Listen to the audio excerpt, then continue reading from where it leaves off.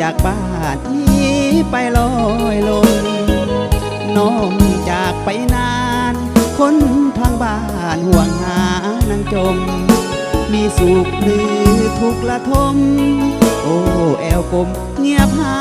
ยไปเลยอยู่ทางบ้านเก่าพ่อแม่เจ้าง่วงเหงาของคอยนับวันนับเดือนมิดจอยไปวอยมิดบ้านห้อยไข่บ่หูหนแหงสาวแก้มแดงอยู่ใกล้หรือไกลอยู่เหนือหรือว่าอยู่ใต้ใจน้องใจสร้างมาดำอายมันจนหน้ามนจริงต้องเหินห่างอายสิ้นทุกอย่างเงินจางนางจรนี้ไปอายขาดงานล้าวลานหัวใจเหตุผลก็มันง่ายปล่อยอายตายยังทรมาน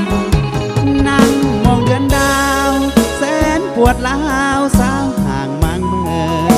อยากรวยเบิ่งเดนอเงินให้เขาเอิ้นเสียใหญ่เมืองลาวจะซื้อ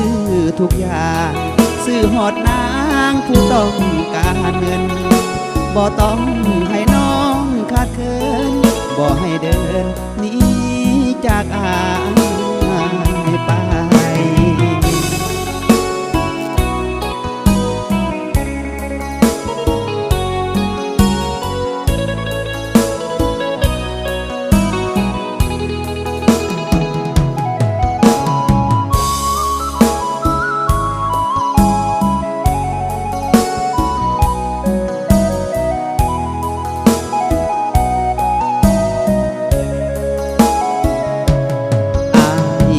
จน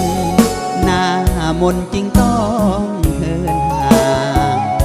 อายสิ้นทุกอย่างเงินจางนางจรนี้ไปอายขาดงานล้าวลานหัวใจเหตุผลก็มันง่ายปล่อยอายตายยังทรมานนั่งมองเดือนดาวปวดล้าวสาวห่างมังเมินอยากรวยเบิ่งเดนอเงินให้เขาเอิ้นเสียใหญ่เมืองลา